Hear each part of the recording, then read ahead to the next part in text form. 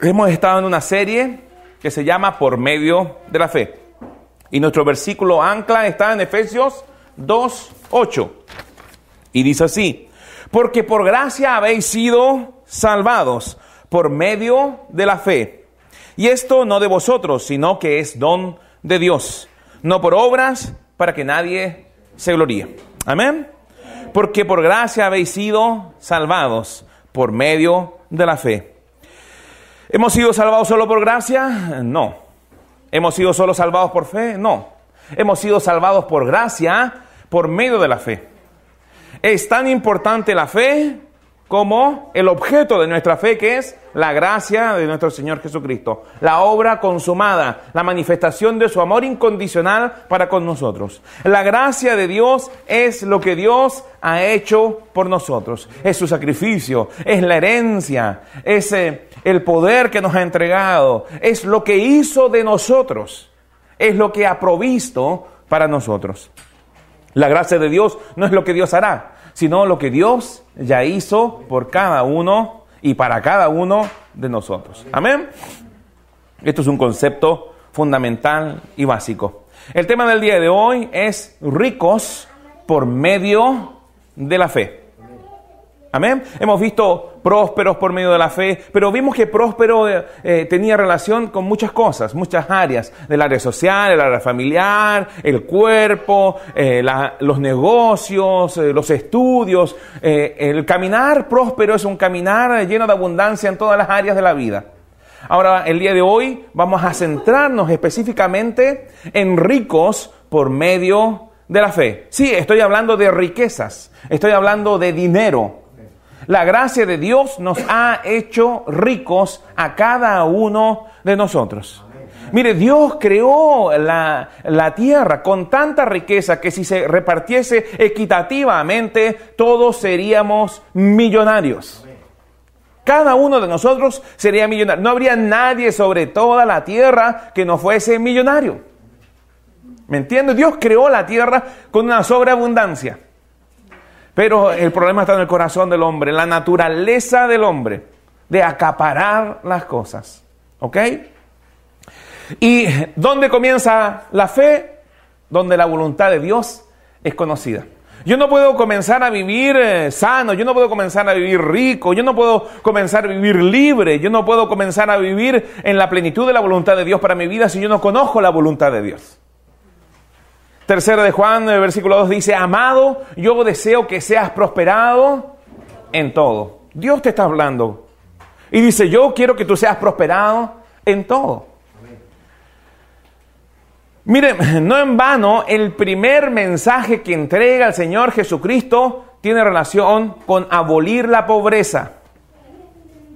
Es cierto, Él dijo: siempre tendrán con ustedes a los pobres. Pero eso es porque ellos quieren ser pobres. ¿Me entiende? Es porque es un problema de actitud. Quieren permanecer así. No quieren conocer la verdad.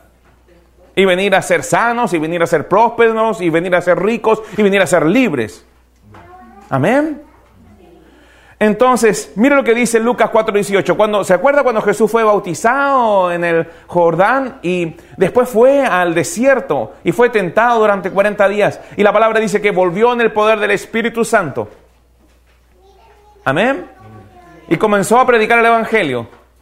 ¿Y qué fue lo primero que predicó?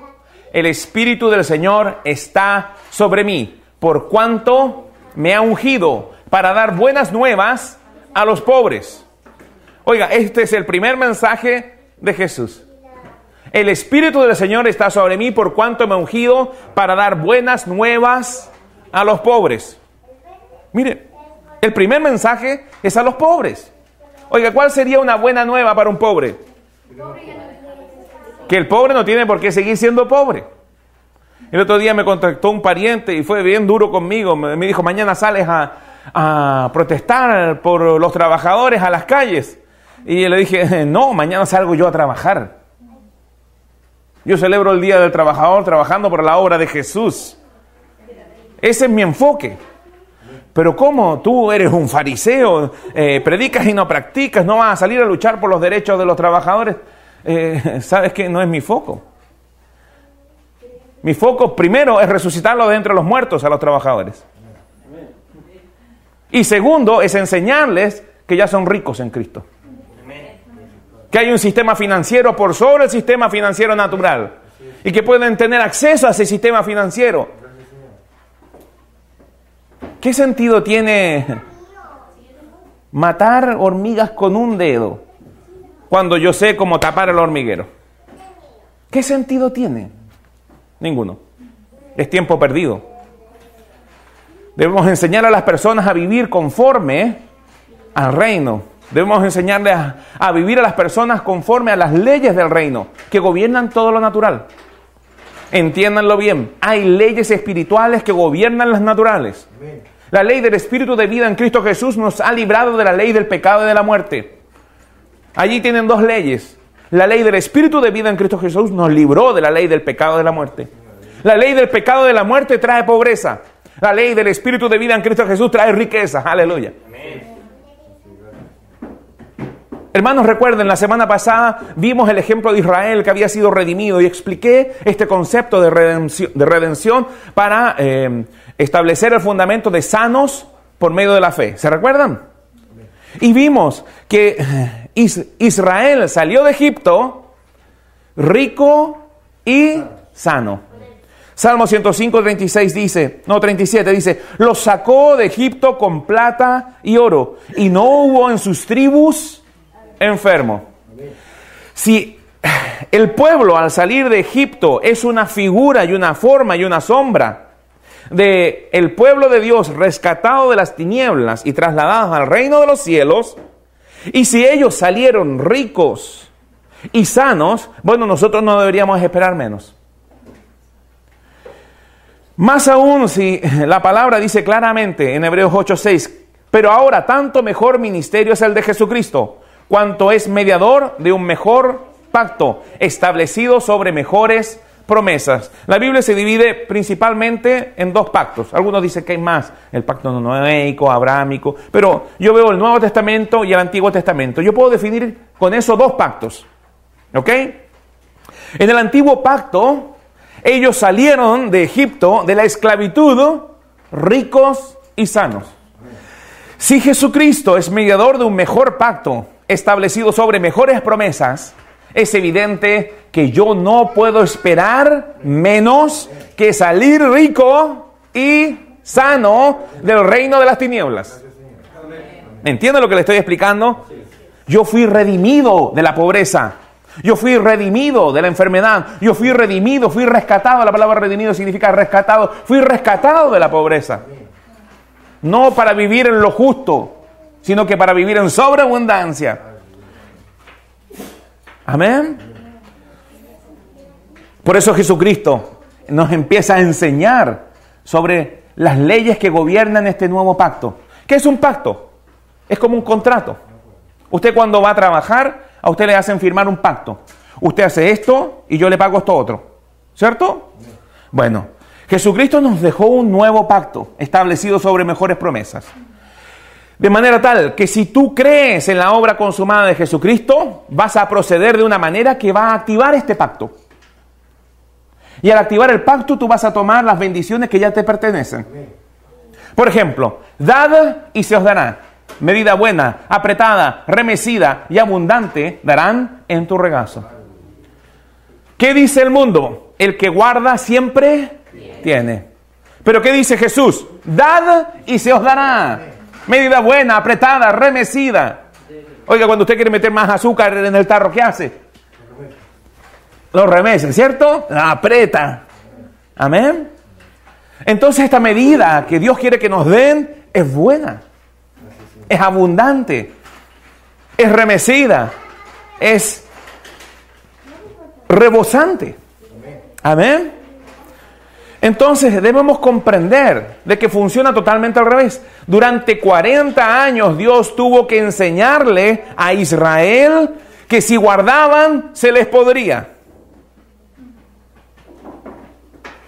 Y caía el maná y ellos tenían que tomarlo, recogerlo, comerlo y el resto botarlo. Cada vez que lo guardaban se podría. ¿Por qué? Porque Dios estaba enseñándoles al pueblo una ley del reino. No guarden. No guarden para mañana. Todo lo que te doy para el día de hoy, disfrútalo al máximo. Wow. Estoy luchando con objeciones. Está bien. Pero vamos a entrando en esto. Amén. Aleluya, me encanta esto. Le está sonando en la cabeza un par de personas. Aleluya. Oiga, yo me acuerdo de mi abuelita guardaba tarros de leche condensada, oiga, pero si parece que estuvieran en guerra, hubiera venido de una guerra. ¿Sabía usted que en Japón le querían colocar fecha de caducidad a los billetes? Porque con las experiencias de las continuas guerras que han tenido Japón, la gente no gasta el dinero. Y lo guarda. Y se muere rica, pero no disfruta el dinero. Entonces querían ponerle fecha de expiración. Este billete vence en 10 días, tengo que gastarlo. Y lo han pensado ya en Japón. Y viven así en 4 paredes, en 20 metros cuadrados.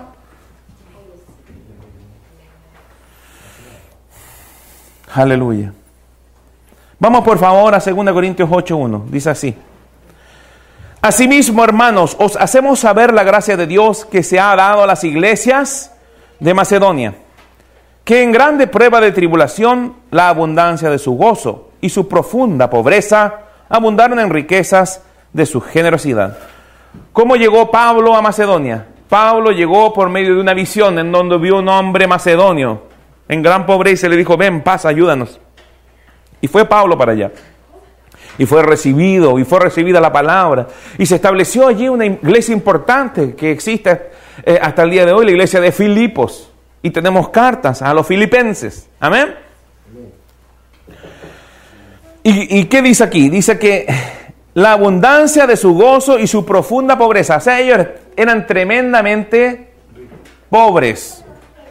Ellos eran tremendamente pobres, pero eran ricos en generosidad. Eran muy generosos. Y dice, pues doy testimonio de que con agrado han dado conforme a sus fuerzas y aún más allá de sus fuerzas, pidiéndonos con muchos ruegos que les concediésemos el privilegio de participar en este servicio para los santos. Oiga, esta gente era tremendamente pobre, pero rogaba que les permitiesen participar de este servicio a los santos. Por favor, apóstol Pablo, déjenos ofrendar, déjenos sembrar, déjenos diezmar. Ellos eran profundamente generosos. Amén. Pidiéndonos con muchos ruegos. Cuando la Biblia dice muchos, es muchos. Que les concediésemos, mira cómo lo veían, el privilegio. Oiga, ellos sí que están bien orientados hacia el reino. Sembrar en el reino, aportar al reino de los cielos, aportar a la obra de Jesús es un privilegio para el que lo entiende. Y es un servicio para los santos. ¿Sabe qué? El diezmo de cada uno de ustedes me permite llegar donde no han escuchado el Evangelio. Nos permite viajar al extranjero, a bendecir a distintos pueblos. Nos permite hacer todo lo que hacemos.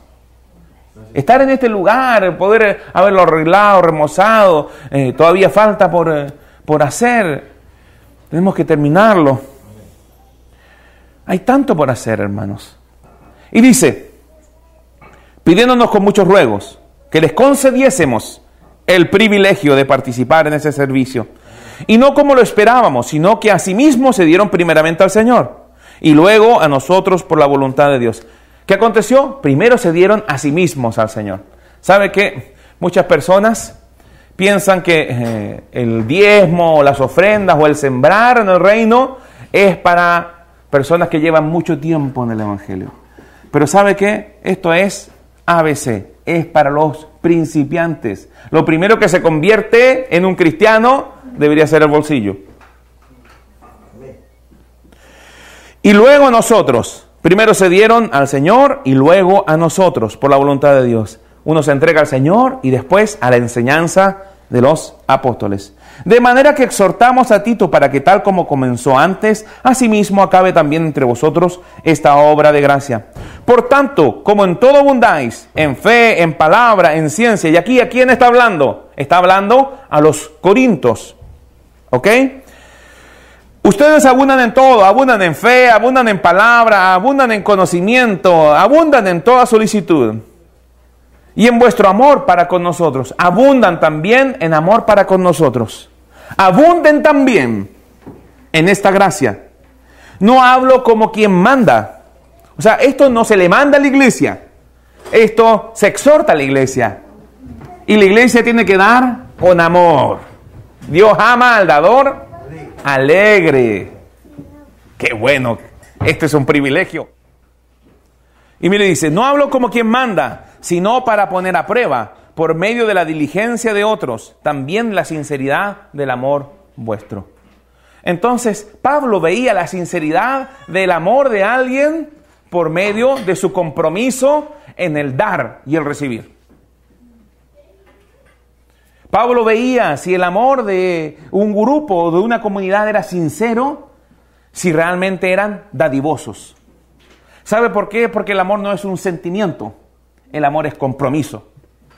Si tú realmente estás comprometido con la obra de Jesús, vas a financiar la obra de Jesús. Amén. Porque ya conocéis la gracia de nuestro Señor Jesucristo. ¿Ya conocéis qué? Somos salvos por gracia, por medio de la fe. Van a ver aquí que somos ricos por gracia también. Miren, porque ya conocéis la gracia de nuestro Señor Jesucristo, que por amor a vosotros se hizo pobre. Oh, Jesús era muy pobre. ¿No? ¿No? ¿Qué dice después de la coma allí? Jesús era rico. Jesús era muy rico. Jesús era tremendamente rico. Porque ya conocéis la gracia de nuestro Señor Jesucristo. Me acuerdo de una discusión que tuve con un hermano bien religioso. Me decía, no, él era pobre. Pero mire, vamos por favor a 2 Corintios 8:9. Dice que allí que ya conocéis la gracia de nuestro Señor Jesucristo, que por amor a vosotros se hizo pobre. Sí, ve, se hizo pobre, punto. Y le digo yo, no, coma, siendo rico. Para que vosotros con su pobreza fueseis enriquecidos. Para que vosotros con su pobreza fueseis enriquecidos. Entonces, ya conocéis la gracia de nuestro Señor Jesucristo, que nos ha enriquecido. Ahora, ¿cómo lo hizo? Despojándose. De manera tal de que nosotros cosecháramos esa riqueza. Algunos dicen, no, pero aquí se está refiriendo a rico espiritualmente. Bueno, una persona que se hace pobre espiritualmente no resucita a los muertos. Entonces es evidente que no está hablando de espiritualmente. ¿Por qué leí desde el comienzo de este capítulo? Porque quiero que usted entienda que el contexto general es dinero. Entonces, la gracia del Señor Jesucristo nos ha hecho ricos, nos ha enriquecido. Gloria a Dios. Jesús, habiendo sido rico, se hizo pobre. Y esa es la actitud de la prosperidad bíblica, de la riqueza bíblica. Somos ricos no para quedarnos el dinero, porque si usted guarda, se pudre. Sino que somos ricos para ser dadivosos, para estar supliendo las necesidades de todos. El apóstol Pedro lo dice así, Hechos 10, 37, 38, vosotros conocéis lo que se divulgó por toda Judea, comenzando en Galilea, después del bautismo de Juan, cómo Jesús fue ungido con poder y anduvo sanando a los oprimidos por el diablo y haciendo bienes.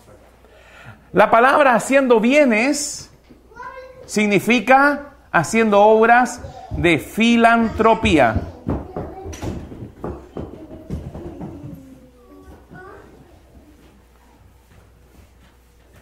Haciendo obra de filantropía. Jesús andaba haciendo bienes, andaba haciendo obras de filantropía. Jesús era un filántropo. Jesús era un sembrador. Tiene que sacarse de la cabeza a ese Jesús que pasan por la televisión en la Pascua de Resurrección, que se ve flacuchento, flemático y pobretón. Porque él no era ni flacuchento, ni flemático, ni pobretón. ¿Sabía usted que Jesús era rabí? Y los rabíes llevaban un manto que era hecho a mano y era pintado con un color que se sacaba de las glándulas de un tipo de caracol muy caro, y se necesitaban 10,000 glándulas para sacar un dedal de tintura. Y un dedal de tintura, si no mal recuerdo, costaba al precio del día de hoy $20,000, 10 millones de pesos o más. Entonces, mire, ¿sabe qué? Armani es ordinario para Jesucristo. ¿Ok? Jesucristo se vestía de primera. Al punto en que cuando tuvieron que repartir sus ropas, dijeron los romanos, oigan, pero miren, esto es de una sola pieza, esta es una ropa muy fina. No la rompamos, echemos suerte sobre ella. Juguémosla para no romperla. Es ropa muy fina. Mire, cuando Jesús nació, dice la palabra del Señor que cuando llegaron los reyes magos, el rey Herodes se turbó. Esto aparece en Mateo 2:3. El rey Herodes se turbó y toda Jerusalén se turbó con él. En esa época tienen que haber habido unos 600,000 a 1,000,000 de personas viviendo en Jerusalén. ¿Cómo puede turbarse toda una ciudad por 3 hombres o reyes magos que llegaron siguiendo una estrella? ¿Cómo puede turbarse toda una ciudad con no menos de 600,000 habitantes por 3 hombres arriba de camello? ¿Cómo puede turbarse toda una ciudad así? Con certeza venían en una caravana con cientos de arqueros y grandes riquezas. ¿Y sabe por qué lo sé? Porque lo dicen los profetas. Es un gran error pensar de que ellos llegaron con esas cajitas con las cuales los dibuja la tradición eclesiástica, con un poquito de mirra, un poquito de oro, un poquito de aceite. Esto fue traído en grandes cantidades. Por eso es que toda una ciudad se turbó con la presencia de estos hombres. Jesús tenía que huir a Egipto y Dios proveyó. Mire, la costumbre era que cuando un rey o reyes magos visitaban a un rey, se le traían grandes riquezas. Y tenemos el ejemplo, por ejemplo, de la reina de Sabá, cuando visitó a Salomón, y dice, y vino a Jerusalén con un séquito muy grande, con camellos cargados de especies, y oro en gran abundancia, y piedras preciosas. Entonces, ¿cómo vino la reina de Sabá? Con un séquito muy grande. Probablemente con un séquito muy grande llegaron los reyes magos. Isaías 60, versículo 6, refiriéndose al nacimiento de Jesús, y lo que traerían a Jesús, dice, multitud de camellos te cubrirá, dromedarios de Madián y de Efa. Vendrán todos los de Sabá, traerán oro e incienso, y publicarán alabanzas a Jehová. Todo el ganado de Cedar será juntado para ti. Así que con certeza trajeron oro, incienso, mirra, y no solo eso, sino que también trajeron grandes cantidades de dromedarios y de ganado. Esto tiene que haber sido todo un espectáculo. Ver descender esa caravana por Jerusalén buscando al Mesías, el Cristo, el Rey. Y con certeza Herodes no solamente quería matar a este rey por temor a perder su reinado, sino que también quería quedarse con esas riquezas. El Salmo 72:10 dice, los reyes de Tarsis y de las costas traerán presentes, los reyes de Sabá y de Seba ofrecerán dones, todos los reyes se postrarán delante de él, todas las naciones te servirán. Mire, puedo seguir leyendo. Son muchos los profetas que hablan de este evento. Pero no hablan de 3 reyes magos con 3 cajitas felices del McDonald's. Como los pintan en los cuadros, ¿ok? Por otra parte, la Biblia dice claramente, y estas son palabras de Jesús: no penséis que he venido para abrogar la ley o los profetas. No he venido para abrogar, sino para cumplir la ley. Y miren las bendiciones que venían sobre los que cumplían la ley. Deuteronomio 28. Voy a leer una de ellas. Pero mire, acontecerá que si oyeres atentamente la voz de Jehová tu Dios, para guardar y poner por obra todos sus mandamientos. Jesús guardó y puso por obra todos los mandamientos. También Jehová tu Dios te exaltará sobre las naciones de la tierra, y vendrán sobre ti todas estas bendiciones, y te alcanzarán. Y te alcanzarán. Jesús no tuvo que hacer ninguna cosa para que estas bendiciones lo alcanzaran. Y mire lo que dice, versículo 11: y te hará Jehová sobreabundar en bienes. O sea, Jesucristo tiene que haber sido sobreabundante en bienes. Sabemos y podemos ver en la palabra de Dios que al menos tenía 2 casas. Pero a mí, cuando me dice sobreabundar en bienes, yo estoy viendo a alguien que tiene muchas propiedades. Amén. Y dice: te abrirá Jehová su buen tesoro, el cielo, para enviar la lluvia a tu tierra en su tiempo, y para bendecir toda obra de tus manos. Y mira lo que dice: y prestarás a muchas naciones, y tú no pedirás prestado.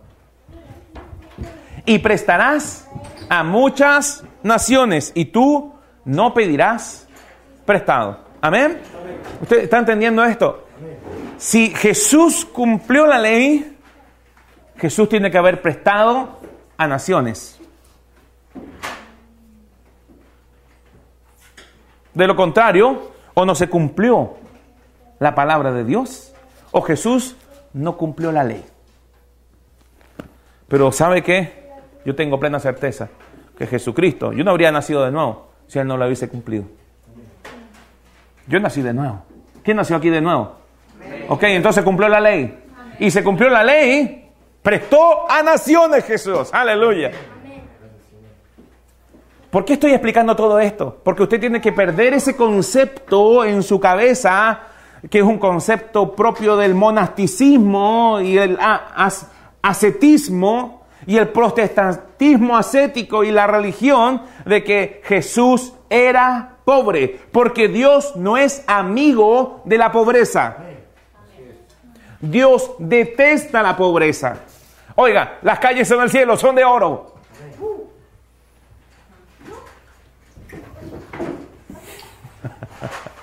¿Está entendiendo lo que le estoy diciendo? Mire, el último botón de muestra. ¿Se acuerdan cuando Jesús multiplicó el pan y los peces? ¿Qué le dijo Felipe? Felipe le dijo: Señor, ¿de dónde compraremos pan para que coman todo esto? Porque Jesús le dijo: denle ustedes de comer. ¿Y dónde vamos a comprar pan para todas estas personas? Dice Felipe. Pero esto decía Jesús para probarle, porque él sabía lo que había de hacer. Él sabía que tenía que multiplicar los panes y los peces. Pero miren lo que dice. Felipe le respondió: 200 denarios de pan no bastarían para que cada uno de ellos tomase un poco. ¿Por qué Felipe le dice 200 denarios de pan no bastan para darles de comer a todos estos? ¿Por qué sale este Felipe con este argumento? Señor, con 200 denarios no les damos de comer a estos. Porque es lo que tenían. Porque es lo que estaba en la bolsa del ministerio de Jesús. Un denario es el sueldo de un jornal en Israel. Un jornal en Israel el día de hoy gana $100 por día. Si Jesús tenía 200 denarios, Jesús tenía $20,000 para gastar en el día a día. ¿Sabe cuántos son $20,000? Casi 10 millones de pesos. Jesús andaba con 10 millones de pesos para sus gastos personales. 200 denarios. 200 denarios a $100 son $20,000. Amén. Wow, ¿no?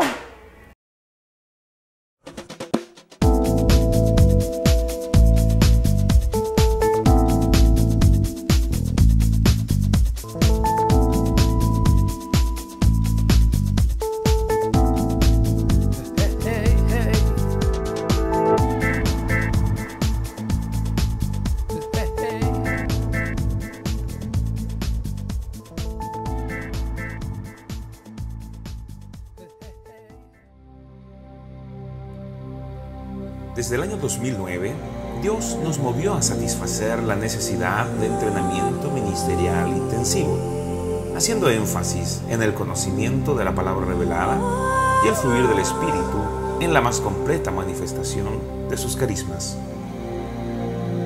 El Instituto Bíblico Ministerial recibe personas de todas las denominaciones que deseen impactar al mundo al estilo de la iglesia primitiva. Al término de los estudios, el alumno estará capacitado para cumplir con el llamado de Dios para su vida. Toma tu lugar para la edificación del cuerpo de Cristo.